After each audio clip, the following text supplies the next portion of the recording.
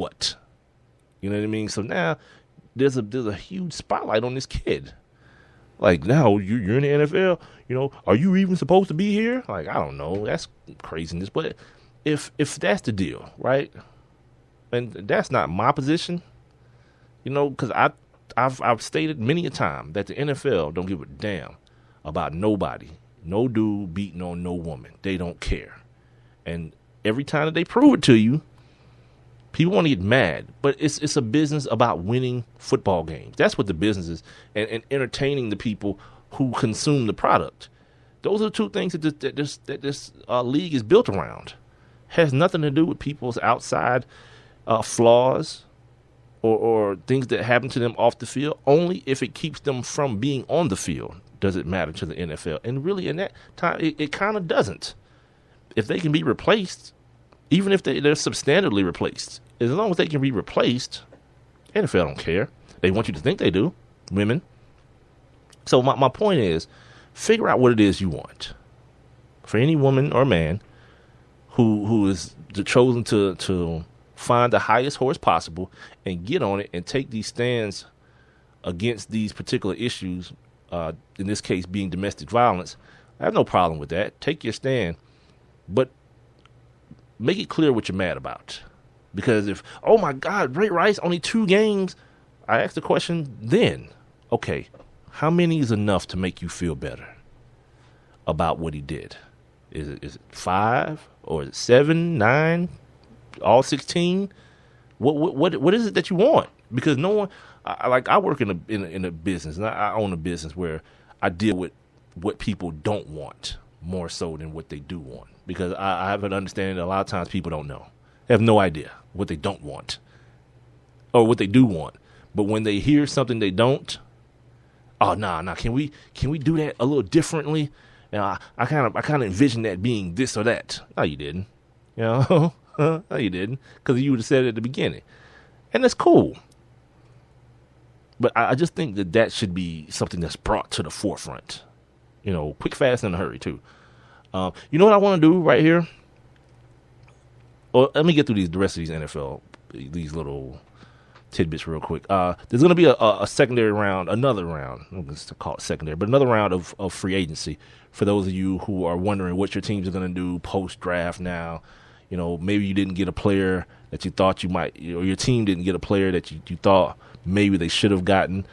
The league is on May 12th.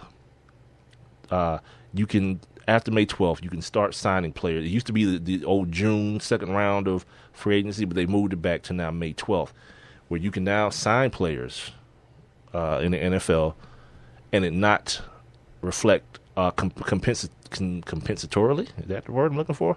In a compensation pick. Like every year the league announces the teams get these compensatory picks based on them losing free agents and what the caliber, let's call it, of those particular free agents are. Well, in this situation, or as far as September 12th, what the hell am I thinking about? May 12th goes tomorrow. These guys will be able to be signed without those things coming into play. And some of the names that you guys will recognize, Wes Welker, Michael Vick, Matt Flynn, for anybody who wants an overpaid, underperforming quarterback, Jermaine Gresham, Joe Barksdale, guys like Chris Johnson, the formerly known as, or maybe still currently known as, CJ2K, Tavares Jackson, another guy who's a career backup quarterback. And I don't know if I already mentioned this, but Mike Vick as well. And speaking of Mike Vick, this weekend came out that apparently he has this guy, Tony Bachelor Fortune, who he launched Wave Master brushes, hair brushes for black men in 2014. They had a hairbrush company. I think Mike Vick had a wave cap company too. Like, this is a dude. I mean, remember he had like a shoulder pad company sponsoring him as well. This is a dude that, he owed a lot of people a lot of money, so he's putting his name on a bunch of stuff. But apparently this guy says that the two partners in the business have been at war for months. Mr. I guess his last name really is Fortune. Fortune, he filed a report with the East Rutherford Police Department claiming that Mike Vick threatened him back in December and January. The police told TMZ Sports, which is where I'm getting this information from, that they're not considering charges against Mike Vick.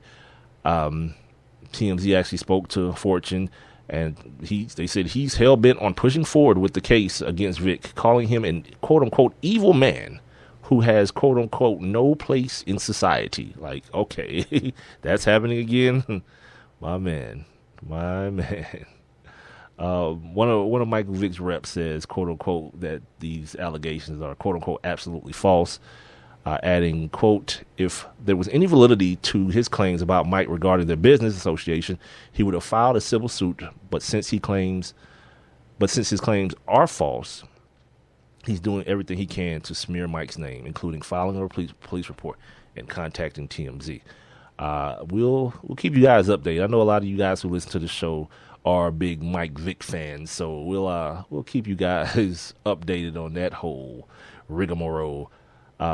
In other black running quarterback news, my favorite preseason quarterback of all time, Terrell Pryor, has signed a deal, sort of, with the Cincinnati Bengals now. Like, Terrell Pryor just making, like, he's going to touch every team before it's over with, it seems like. After being a third-round compensatory pick out of Ohio State University, he's now a Bengal. And funny thing happened this weekend with that, too. Twitter was weird. Well, okay, thanks, Captain Obvious. Twitter was weird. Of course it is. It's Twitter. He tweeted something, and I can't remember what it was he tweeted, but I tweeted at him, just asked him if he ever seriously considered a position change. You know, this kid is 6'4", 5", like 240 pounds, and can outrun everybody. You understand what I'm saying? He can outrun anyone and every. This is one of the reasons I love watching him during the preseason, because he'll do that. Like, once, maybe that third game when he gets to play a lot, usually you get to see what a great athlete looks like on a football field that has no idea what he's doing at quarterback, by the way, but can run.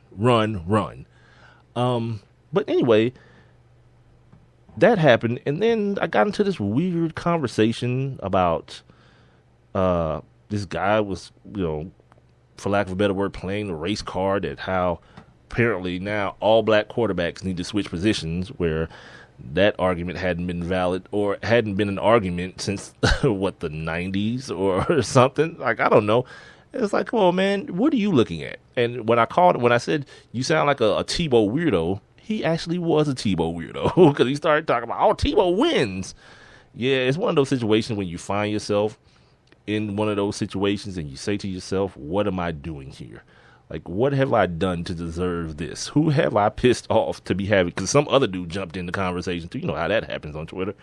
And he's like, what? Somebody's talking about Tebow? Well, I've got to get in on this. Oh, I was like, yeah, guess what? You two dudes have fun. And, get a chance, check out our podcast. Because I couldn't deal with that. Terrell Pryor, and just by happenstance, I read an article this week talking about the signing. And the guy who was writing the article talked about a position change for this 6'5", huge human being that he was a basketball player at one time in the state of Ohio. I think he was Mr. Basketball in the state of Ohio and Mr. Football. So the dude that can jump, can get up. Yeah, I think he's kind of just like, I don't know. He's being way too defiant. When he was with the Seahawks, he told them, I can't catch. Come on, man, we don't believe you. You need more people. That can't be a thing. But anyway, yeah. Tomorrow, I got some other NFL stuff, but I need to read up a little bit more on this whole this patriotic thing that's going on. They caught a bunch of teams. I don't know if they caught them, but there's a report that a lot of these teams, the stuff that you see before the game, the big old flags and saluting to the troops and all this kind of stuff. Yeah, it's a money grab for the NFL for some NFL teams. It's a big time money grab. So we'll talk about that tomorrow. This is the Sports Kings podcast. Shout out to this guy, man. John Varner, Little Hulk Q on Twitter. If you guys want to give him a follow, I guess he's already on top of the whole first hour thing with the Patriots and the Deflategate. By the way, that happened today. If you've been living under a rock for the last 3 hours or so while I've been recording this podcast, yeah, that's happening. And once again, man, ESPN is rolling them out. Everybody they know that has any type of affiliation with the city of Boston, with football in general, with if you've ever played football, expect a call from ESPN. I'm talking about at any level. Expect them to call you and get your opinion on Tom Brady being suspended for 4 games. All right, moving on to the world of the NBA. This weekend, wow. Everybody got a buzzer beater. Like, somebody tweeted this thing like Oprah, like, you get a buzzer beater, you get a buzzer beater, you get a buzzer beater. Everyone got one, man. Oh, not everyone, but especially not last night. Oh, my God. Yeah, but by some chance, we've changed the meaning of buzzer beater to mean you got it pushed way in. Yeah, that's the only way the Houston Rockets got a buzzer beater. That's the only way. But no, Saturday. Let's start there with the Hawks Wizards. Yeah, the Hawks, speaking of getting it pushed in, were exactly that. Yeah, they were getting it pushed way in. My man Paul Millsap showed up with the flu. So because I'm like, oh, yes, Michael Jordan-like performance. Not quite. 2 of 6, 8 points. So that didn't happen. And on the other end of things, what made it even worse, it was kind of like, let's go -9 on this, because for some reason, Millsap caught the flu and Nene caught fire. That dude shot 7 for 9 with 17 points after he didn't score a bucket in the first 2 games. He was like, yep, I know what injured, wounded prey looks like, and I'm going to eat. And he did. He set the tone early for that team. He and Gortat down low, something that I thought we were going to see a lot more of early in the series. Even last series when the Hawks were playing the Nets, I was like, yeah, you're going to get introduced to 2 dudes, to actually 4 dudes, to Brad Beal, John Wall, Gortat, and Nene. And, Nene hadn't really done anything. Gortat either. And obviously John Wall has been out with the 5 displaced fractures in his hand and wrist. By the way, he's not playing tonight either. I haven't even checked in on that game a little bit. I got it on DVR downstairs, which, man, Comcast, God, man. Like, after I've set the recording, I can only extend it like 5 minutes when I need to extend it like an hour. Because, like, the Derrick Rose shot on Friday, guess what happened with that? Yeah, DVR cut it off. Ridiculous. And it's like the X1. It's the new one, the cloud joint. Yeah, it's a waste. It's a waste of money. I feel like I'm being stolen from, dude. That's real talk. But I'll digress. Speaking of talking about them getting pushed in, the Wizards were actually up by as much as 21 points in the fourth quarter. 21.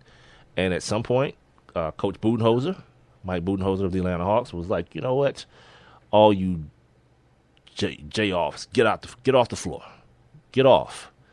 You peed the bed long enough. I'm going to put Shelvin Mack in the ball game. And Mike Scott and Muscala. I'm going to put those guys in the ball game and let them clean up your freaking mess. And that they did, as a matter of fact. They did that. They staged a comeback for the ages as far as the Atlanta franchise goes. And it seemed as though all was good, outside the fact that we still can't find, that no one can find Jeff Teague. Think about this. In my opinion, Jeff Teague has had the fortune of being able to look across the court and see 3 consecutive backup point guards. And you say, wait a minute, Mike, there's only been 2 rounds. What are you talking about? Well, here's the deal. If anyone thinks that Darren Williams is still, even his coach, Lionel Hollins, was like, well, what he said was that he's no longer a franchise player. Thanks, Captain Obvious. Thank you. He's the equivalent, and especially the way he played last series, except for the one game, yeah, he's a backup guy. Yeah, he's someone who needs to be coming off your bench with the second unit now. He's a nothing of a point guard, NBA point guard now. So that's one. Then you got Jared Jack, another